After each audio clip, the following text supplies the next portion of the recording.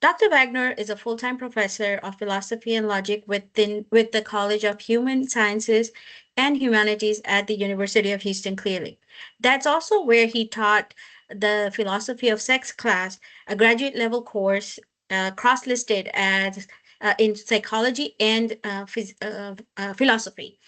Um, Along with that, Dr. Wagner also is a professor of STEM education with the College of Education at the University of Houston Clear Lake. Professor Wagner also had an interesting career because he's honored by the Who's Who in America, Who's Who in the world, Who's Who in American education, and Outstanding Young Men in America. After writing 11 books and over 200 articles and still drafting more, we are talking about the book Beyond Love Trauma. This is the second part of the video. You can find the link for the first part in the description box. So without further ado, Dr. Wagner, I'm going to start with our questions. My first question for this session is, what is the best pickup line or best line you have ever heard a person say that used to make contact with a member of the opposite sex? That's actually a good question to start with. Um, Guys, particularly guys that usually aren't very successful in meeting girls, spend a lot of time trying to imagine the best line that they're supposed to use to find a girl. And one time I saw a very attractive girl in uh, it was a restaurant and bar sort of situation. And she was with two other girls, but she was kind of standing just a bit apart from the others. And a young fellow who was about her age and maybe 2 inches taller than she is, normal looking as far as I could tell. Um, but he kind of looked at her and then he hesitantly walked up to her and he said, "Excuse me." And she looked at him and she probably gets hit on all the time. And he said, "You're probably the best looking woman I've ever seen. I just wanted to tell you that. I'm not trying to pick you up. I just, I just felt like telling you that." And then he turned around to walk away, and she reached out and took his arm and said, "Well, you don't have to walk away." And she brought him back, and then they talked. And I don't know what they talked about, and I don't know whatever happened afterwards, but I thought it was really interesting. He was just so sincere, nothing special about his line. It was just honest. And she reached out and took his arm to bring him back and say, "You don't have to walk away." So the message there, I think, is you want to meet somebody, talk about something that's of interest to you or that you think is interesting about them. Don't try to be imaginative with your line. Don't try to be cute or clever. Just try to be like another person who wants to meet the person you want to meet.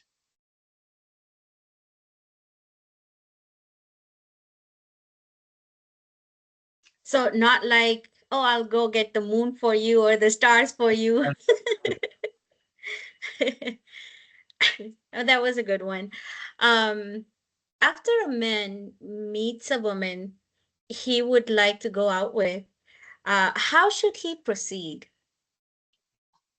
Uh, Cautiously and without any pressure.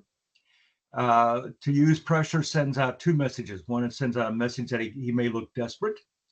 And two, if he's desperate, it also sends out the message that he's uh, fearful that she won't be responsive. Both of those are going to be turn off to the women he's trying to talk to. And so what he ought to do is comfortably talk to her as though she is a client that he may work with or whatever. If he should take out a business card and say, "I'm glad that we met. You have a card?" And he offers her his card. And so that is also suggesting to her that he has some kind of a white collar job and that he might be a person of promise. And by asking her if she has a card, presumably he's attracted to a woman who's well dressed and attractive as well. She probably has a card. And that's a much more professional way of meeting. You don't.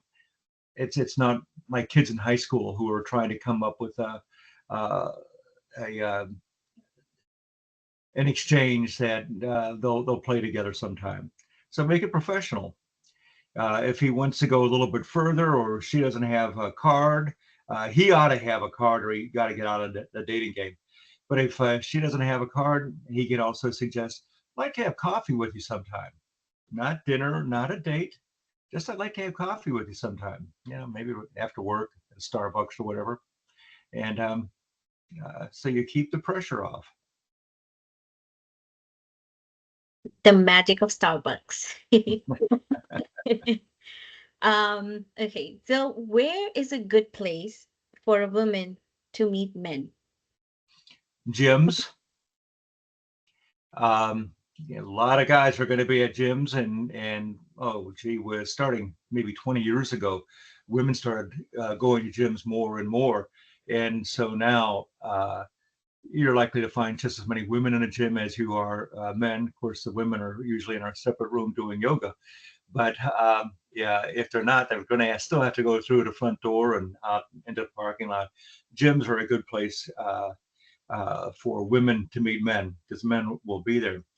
Also, every major city in the country has a park, whether it's Central Park in New York or Memorial Park in Houston, but they have a park where runners congregate, runners and walkers both. And after work, you get the professional class that they've gone from work. Now they've gone to the gym to get their, not to the gym, they've gone to the park to get their exercise, whether it's walking or running.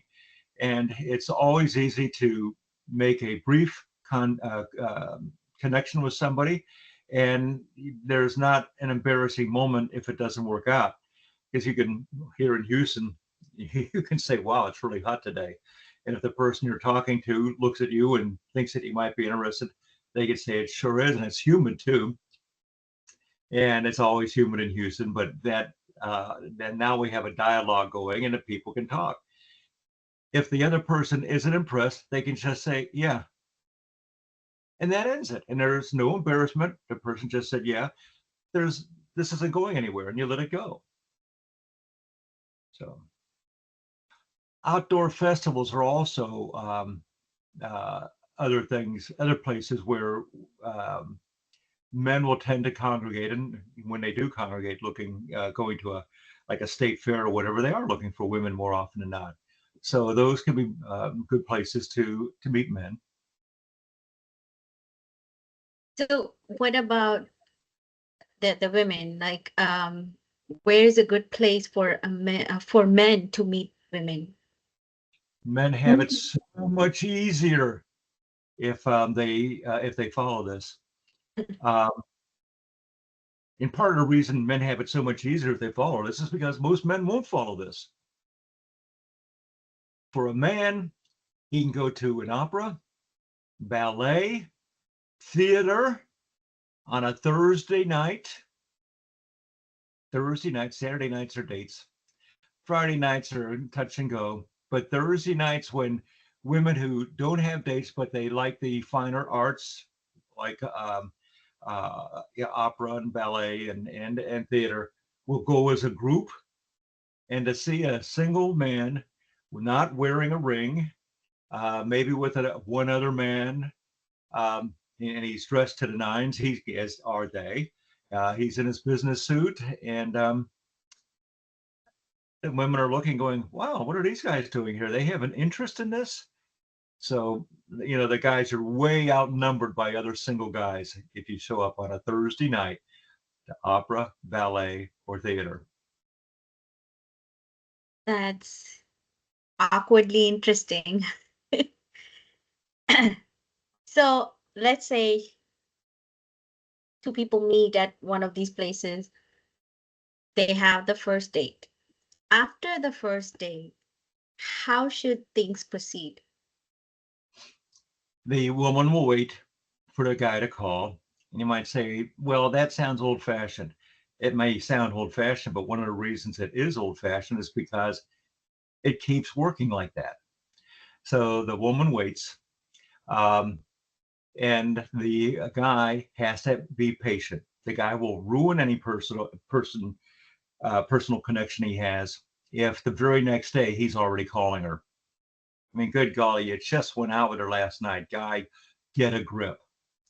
And so he doesn't call the next day, and that's okay with her. She does want to hear from him, we'll say. Well, now the second day comes about. That's when she would normally expect a confident but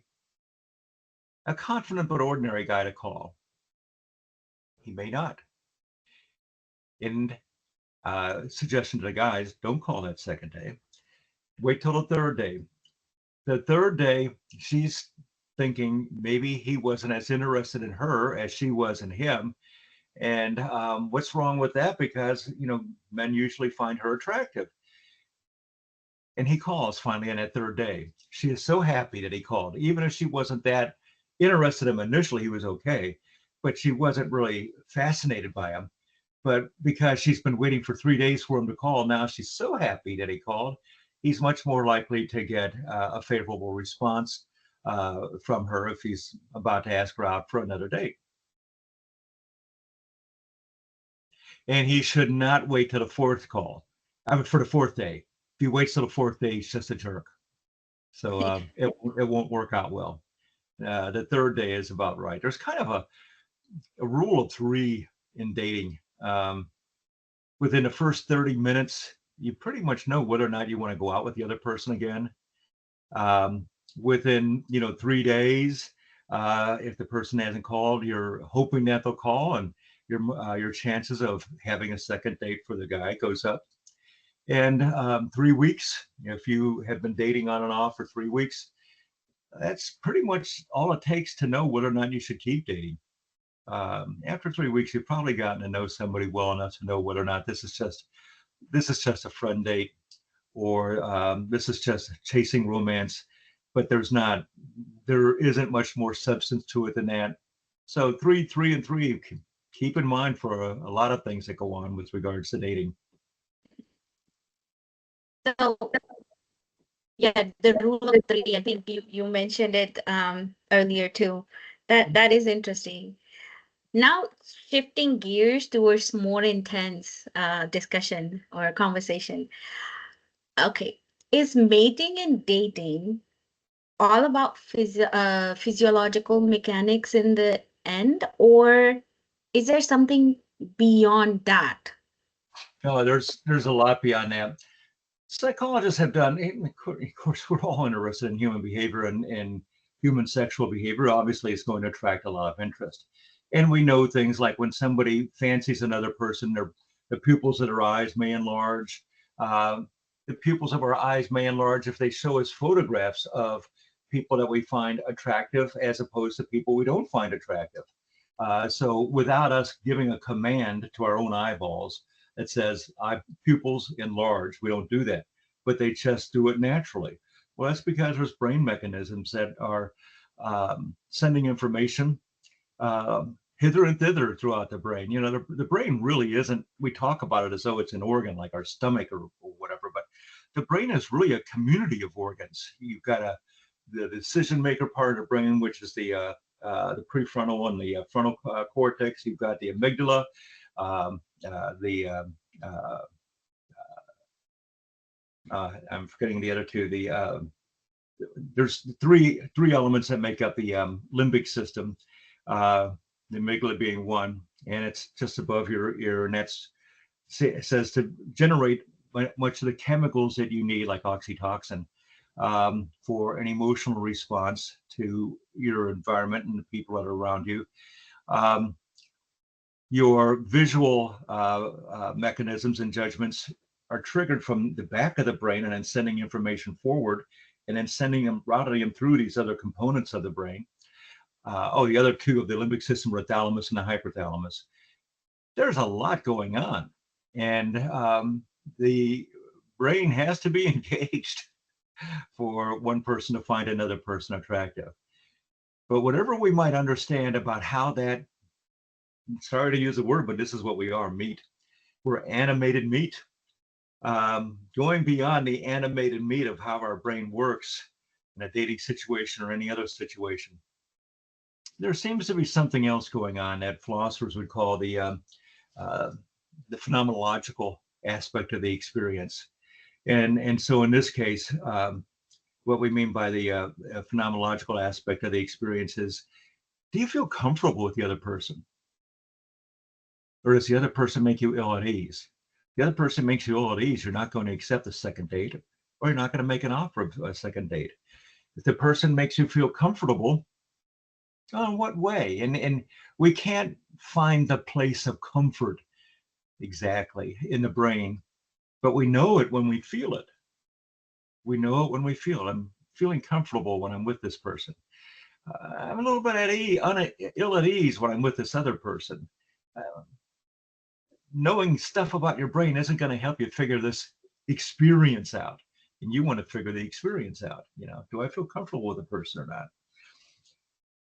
And a word I got a hunch we're going to talk about just shortly is, from the French, the savoir-faire, and it's a word that is all but impossible to translate exactly into English, but it does reach out to this idea of the phenomenology of the experience. Does the other person, or something about this other person that you can't articulate what it is, but you find it compelling. You find it drawing you toward them in some way. And you're not quite sure why, but you do want to find out more about them. And that's really, really important. If you're presenting yourself to somebody else, you want to give out only enough information to want to draw them further toward you. If you were the other person looking at the person who's soliciting your attention, you want to ask those questions that allow them to share more about themselves with you. And that's how you establish the rapport, the comfort with one another. If after engaging in some conversation, however long or short it may be, if you haven't created some sense of this being a safe place to talk, uh, some place where you think there might be something of interest in what the other has to say, um, this isn't going to go anywhere. People want the people they're talking to be interested in them, to want to find out more about them. And similarly, a person who wants to find out more about another person is sending out all sorts of signals that I do find you interesting. You're an interesting person. I want to learn more about you. So, But in that case, right? Like, if you find someone interesting, not necessarily like in a romantic way or anything like that, but just some people are genuinely just amazing, and learning about them, just being around them brings you a smile, right? Could be a neighbor, could be a friend, could be a coworker. It necessarily doesn't mean that you're thinking of like being in their arms or things like that. But oh, exactly. In logic, for example, we make a big difference between what we call necessary conditions. A necessary condition is one you got to have for whatever conclusion is to follow. A sufficient condition is a good enough condition. We can talk about it that way. It's a good enough condition to allow us to um, move forward in a inference we're making. And so when we meet people, as you say, we may be talking to our next door neighbor, and it's a nice person. We're talking about grass. We're happy to talk with our neighbor about grass. What kind of a lawnmower does he have, and so on. And there's no romance there. Um, but you can't even find someone to be a nice person or a romantic interest without talking to them. And so, it's a sufficient condition to strike up the conversation. That's got to happen. If that doesn't happen, there's no way anything can happen. So that's a sufficient condition for building on something. A necessary condition is that if you want it to be romantic, the necessary condition has got to be, the pupils enlarged. Um, you want to find out more about the other person. You want to tell the other person more about yourself, but be careful.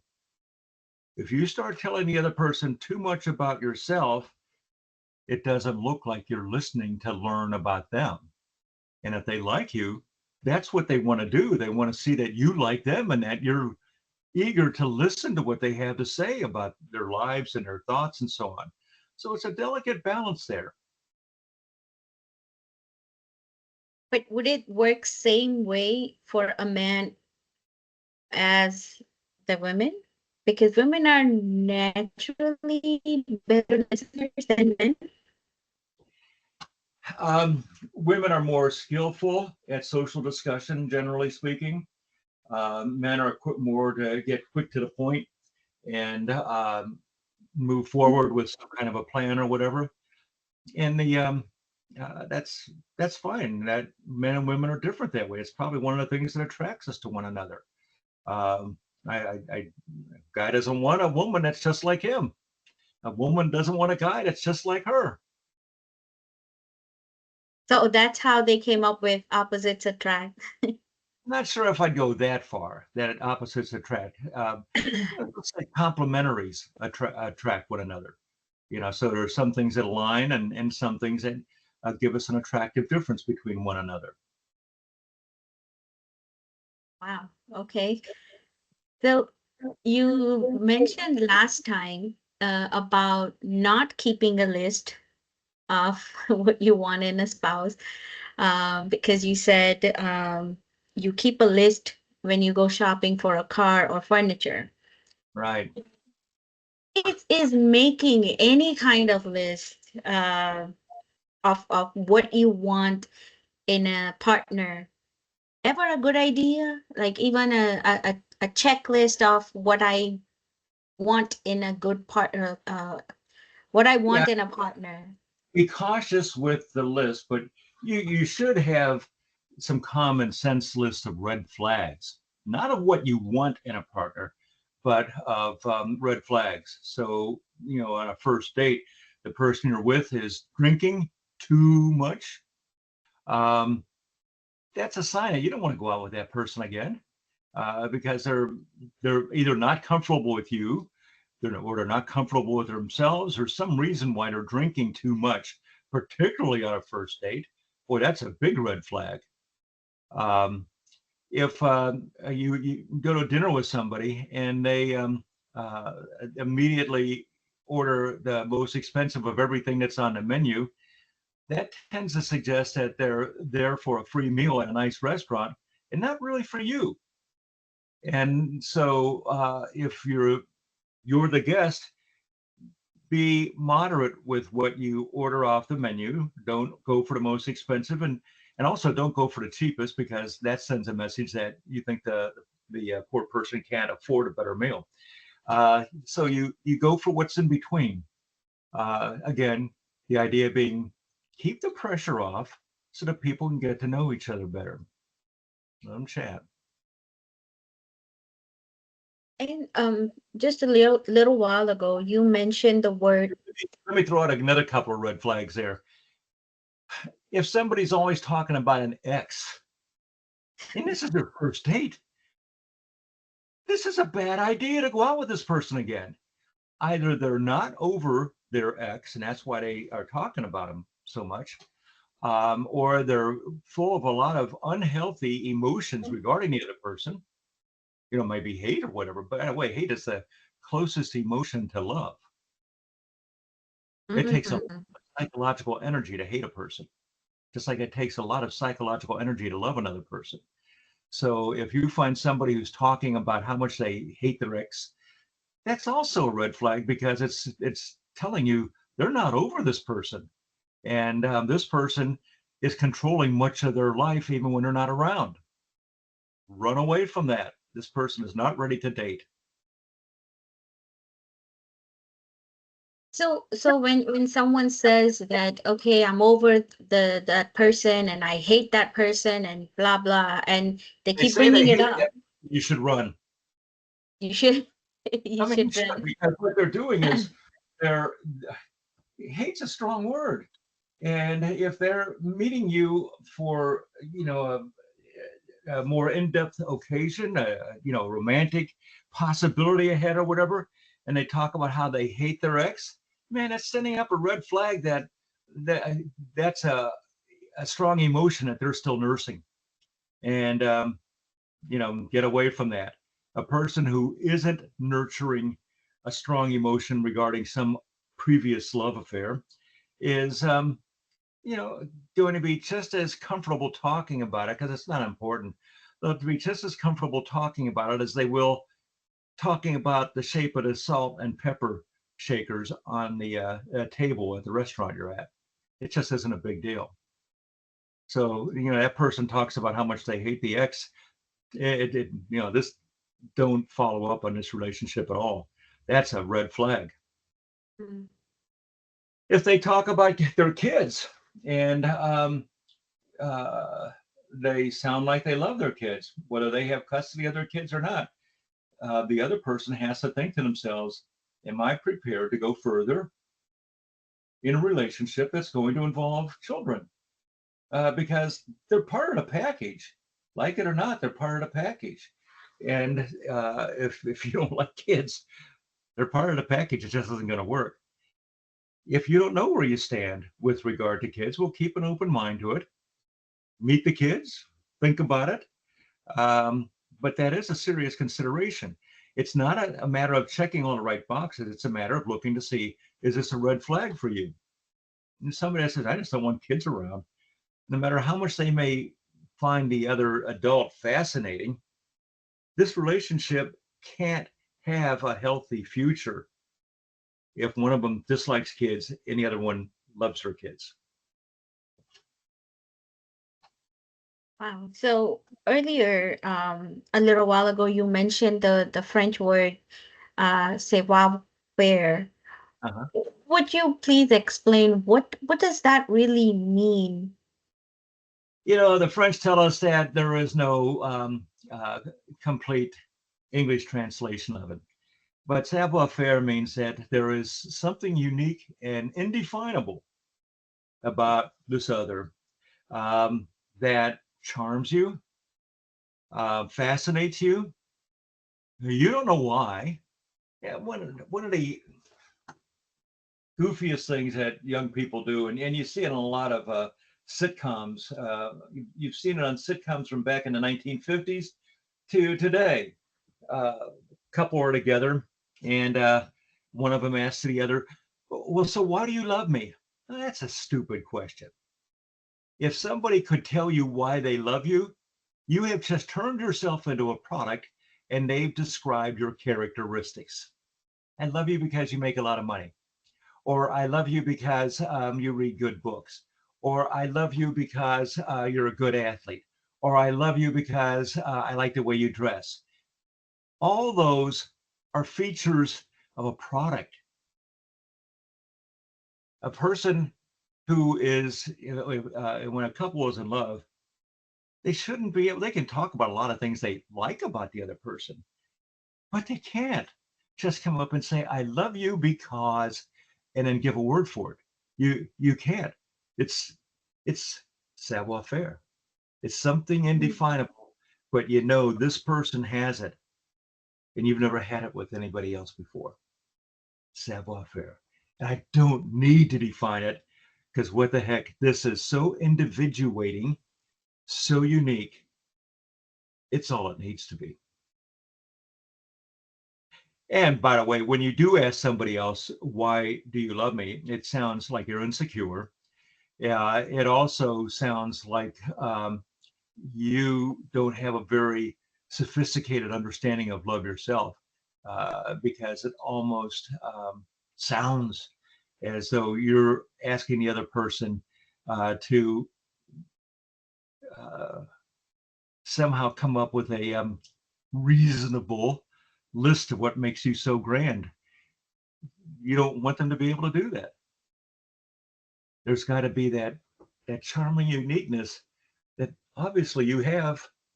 I can't say what it is, but that's why I'm here.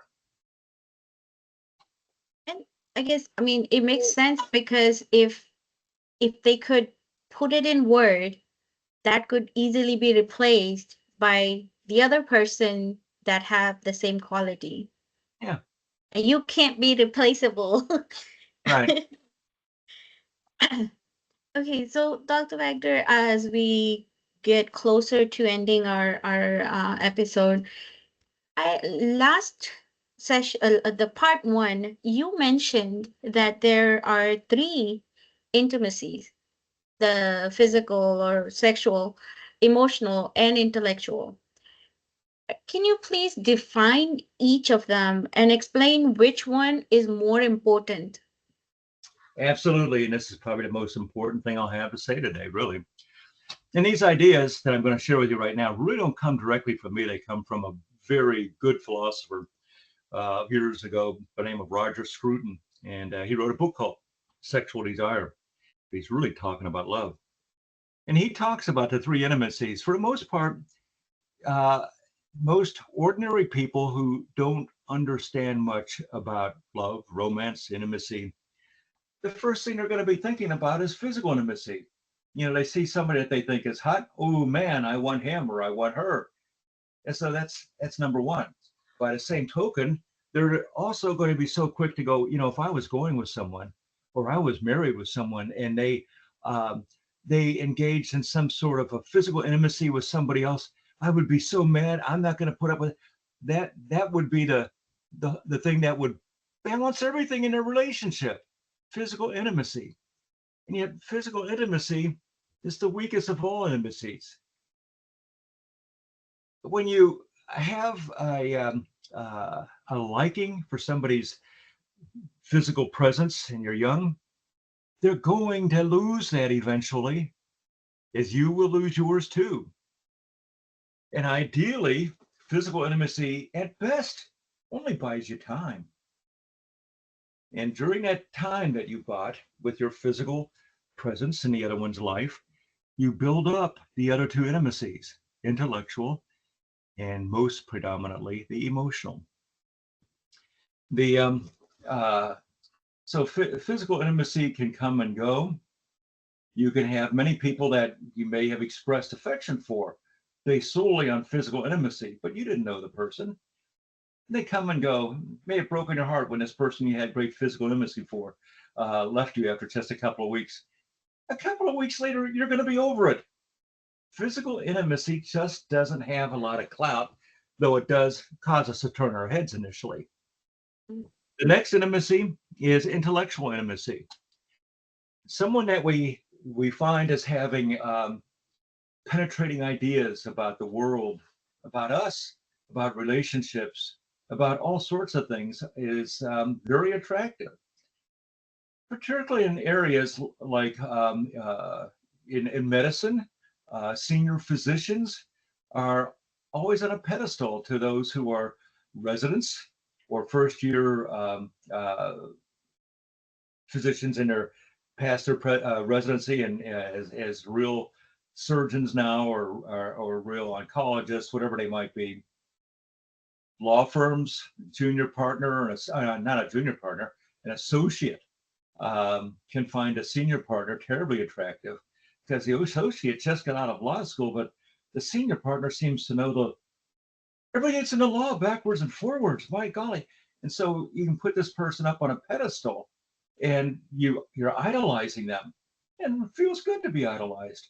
And as a result, relationships develop.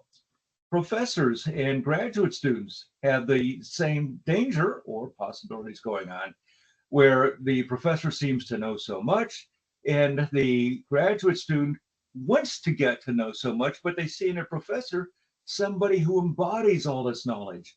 So all these things can be turn-ons, very powerful binding things. So the young doctor winds up in a relationship with the older doctor. The associate in the law firm winds up with a relationship with the senior partner at the law firm, and so on and so forth.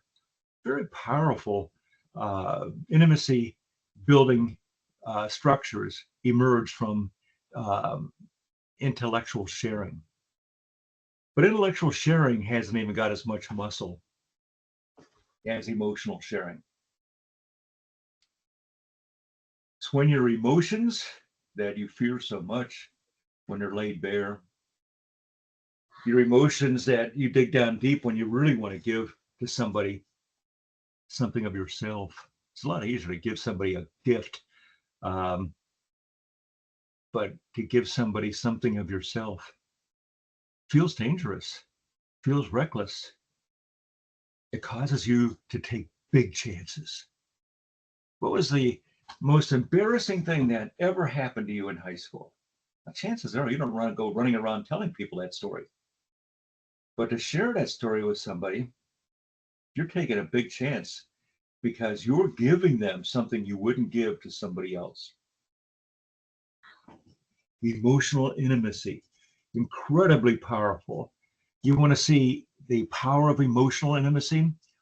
Um, I don't know if I want to say at its best, but really when it's working well, go into a senior citizens home Mm. and see some of those people that are still together. They've been together for 40, 50 years or more, and they still love each other. They still care about one another.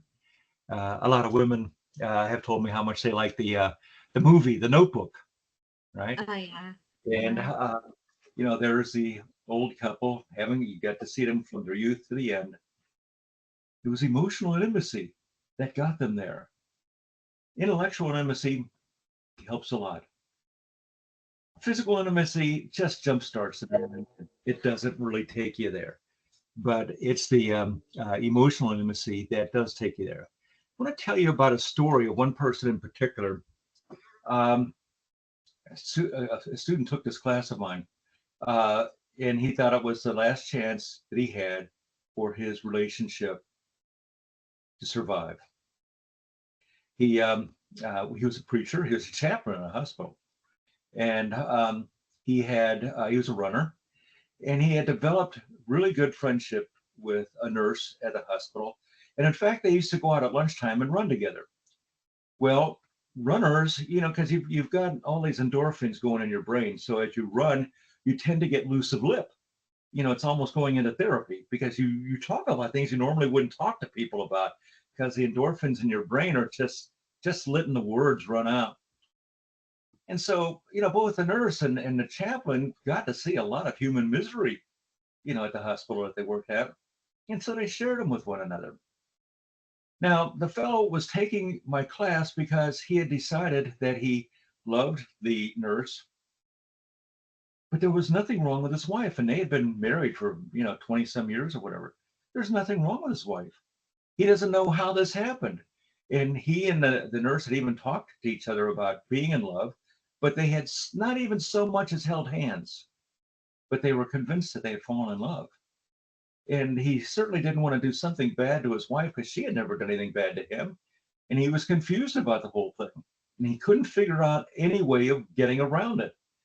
And he had talked to people with a lot of the psycho talk who had rough times with marriages because perhaps one person that's married is in the hospital and it's difficult affairs, and then you've got to talk to the spouse and try to help them deal with it and stay in the marriage while their spouse tries to get better, or as long as they're around before they never get better.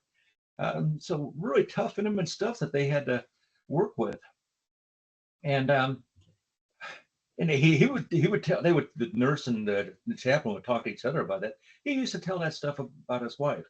So he came to my office and he told me all this, and he said this class was just a lark. I took it as the last thing because I'd heard so much psychological talk about therapy and marriage and all that. He said, but this class you talk about things that I've never heard anyone talk about before, and particularly when you talked about the three intimacies. So what? And he said you said in class, and I'll still say it. If you ever had the right stuff, you and your spouse, whatever, if you ever had the right stuff, you can always have the right stuff. You can retrieve it. If you didn't have the right stuff to begin with, nothing I can do to help you. A therapist may force you to stay together some way or whatever, but I can't. I can't go, and the love is there. It doesn't happen that way. But if you had the right stuff, yeah, I can get you back. So he said, do you really believe that? And I said, I do. So he tells me all the story about he and a nurse. And so he said, what should he do if he wants to, bring the right stuff back? And I said, well, one of the things, as I mentioned in class, every day, I want you now for at least the next 40 days, we'll say, I want you to bring home a gift for your wife. And he said, wait. He said, I'm just a chaplain. I don't have that kind of money. I can't buy jewelry. I said, I'm not talking about jewelry. It can be a single rose one day. Come home another day. And I said, does she like to brush her hair? And he said, yeah. And I said, ask her if you can brush her hair that night. But each day, you're going to plan something nice you're going to do for her, whether you're bringing home that single flower, whether you're rubbing her feet, whether you're combing her hair, whether you're taking her to get a manicure. But for the next 40 days, you're going to plan something nice that you're going to do for this person who you said was the love of your life. Can you do that just 40 times? And he said, well, yeah. I said, remember, it doesn't have to be expensive. It doesn't have to cost you anything on some nights. And he said, yeah. And he said, well, what else? And I said, well, he said, there's something you haven't mentioned that I hadn't mentioned. And I said, what's that? And he said, oh, you haven't said anything about sex. And I told you, we haven't had any sex for several months now. And I said, well, just as I've said in class, physical intimacy is the least potent of all intimacies. Don't worry about not having had sex. And he said, why not? I'm young enough and I want to have sex. I said, if you'll just do what I've asked you to do, the sex is going to take care of itself. He said, are you sure? And I said, talk to me in 40 days. He said, okay. I said, the other thing is, you got one more thing you got to do. Stop running with the nurse.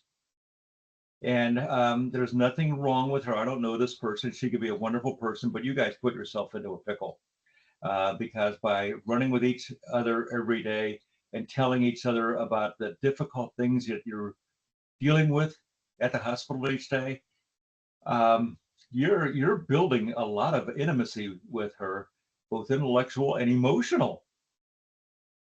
And there's a bit of physical intimacy being built into it too because you're running together.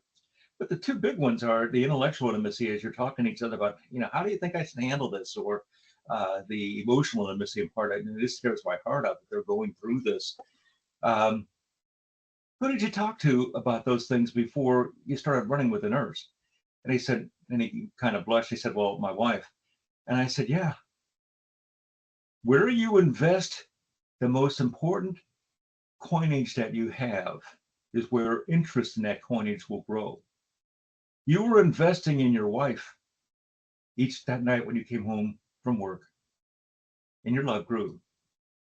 Once you started investing your emotional intimacies and some intellectual intimacies with your friend, the nurse, well, of course that was going to grow. And you're not making investments at home, so that's going to dry up. So no more running with the nurse. And if a group of people go out to lunch together and she's with them, you don't go.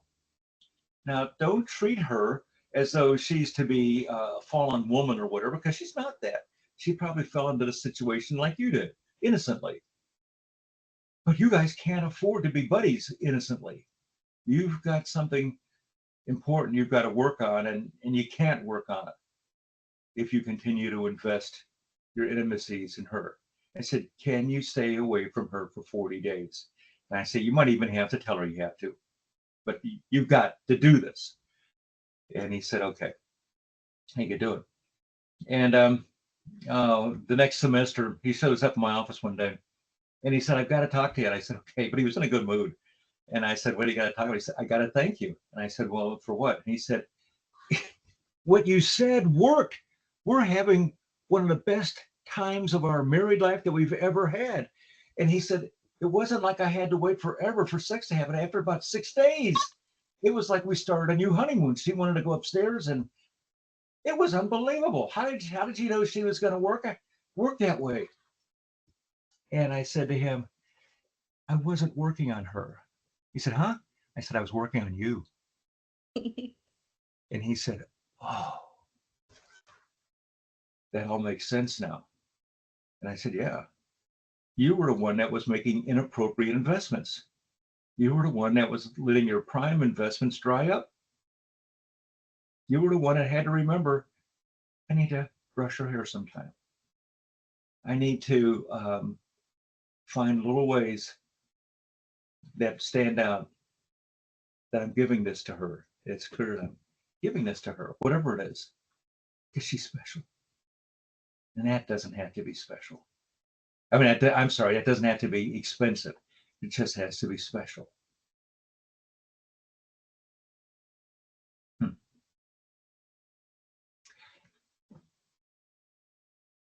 Somebody told me a story about somebody that they were dating, and they wound up marrying him. And the first gift that the girlfriend had ever given the guy was a black hand. It was just a black hand, and it had nothing to do with racial stuff at all. It was just a black hand. So when he opened up the box and found out there, he said, "Oh, what do I do with this?" And she said, "Well, you know, you can put your car keys in it or whatever. It's just you can put it on your dresser." He said, why a hand?" She goes, "I know. I just thought that was kind of neat. The fact that it's black, does that mean anything?" He said, "No, that's just the only ones they had." Okay. And he said when he went home, he saw his oldest son, and his oldest son. I knew that they had gone out for his birthday dinner, and so the son had asked him, "Did she give you something?" And he said, "Yeah." He said, "What did she give you?" And I said, "This." And he said, "What is it?" And I said, "It's a hand." He said, "Why did she give you a hand?" And he said, "I don't know, but she gave me a hand." And he said, "Well, what does it mean?" And he said, "I don't know, but that's what she gave me." And you know, many years later, he still has that hand, and they got married, and it's always been something of a happy joke for them about, "Why did you get me that hand? It's the first gift you ever got me." And she doesn't know why, she just did. And that's always been something that's been symbolic in their relationship from that point on. So the intimacies, the big one is an emotional intimacy. In my book, Beyond Love Trauma, if you turn back to the appendices, there are some questions to that you can ask one another if you want to build up an intimacy, an emotional intimacy between you. Never ask more than 3 questions at a night of one another, because you'll trivialize the whole thing. But there are questions like, when were you most embarrassed in high school? There are questions such as, when did one of your parents hurt you the most in your whole life? The kind of things we don't tell people. And so, you know, you don't want to ask more than 3 of those questions of each other at any given night. But by asking one a question or 2 questions of each other from that appendix, where the person really has to dig deep and confront a fear that has always kept that hidden in them, and they share that in you, when you make your secrets emotional intimacy, the coinage of emotional intimacy is our deepest secrets. And so when we give to one another our deepest secrets, we're building our treasure in the heart and mind of the other. And so it's difficult for people to come up with just the right kind of questions there. And so in the appendix of the book, Beyond Love Trauma, there's um, uh, many questions that can help you build up the emotional intimacy between the two of you. And that's the foundation of a lifelong love. And I think there's also an appendix that asks some interesting relationship questions of an intellectual sort. No questions about the physical sort, whatever is relevant there, you can see. And, you know, if you build up the emotional intimacy when you're 75 years old and in the old folks' home, you'll still love each other at least as much, and hopefully so much more than you did the first couple of years you were married, because there's more than just what you're looking at that's kept you together. So I'm curious. A couple married for 2-3 decades.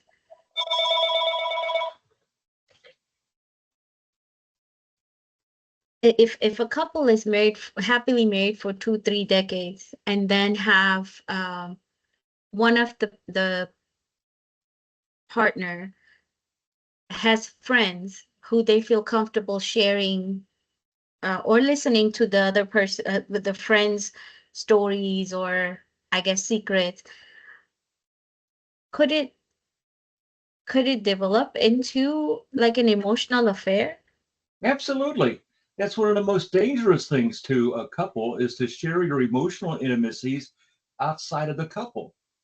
Somebody can get drunk at a sales convention, and they have sex with somebody, and here they're off in Philadelphia, and they're actually from St. Louis normally, and then they come home, and somehow the spouse finds out that they had sex in a at a sales convention, and this is awful, and they're going to be crying. It's going to be a lot of hurt.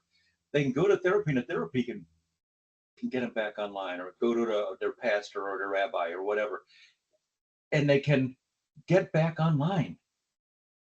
The violation of physical intimacy ought not to occur, but it's repairable if the people really want to be together. A violation of emotional intimacy, that is so powerful. Just like the chaplain and the nurse, they hadn't even held hands, much less kissing or sex of any kind. And yet they had told each other they loved each other. How did they think that they loved each other? Well, it was because they had shared so many emotional intimacies with each other while they were running.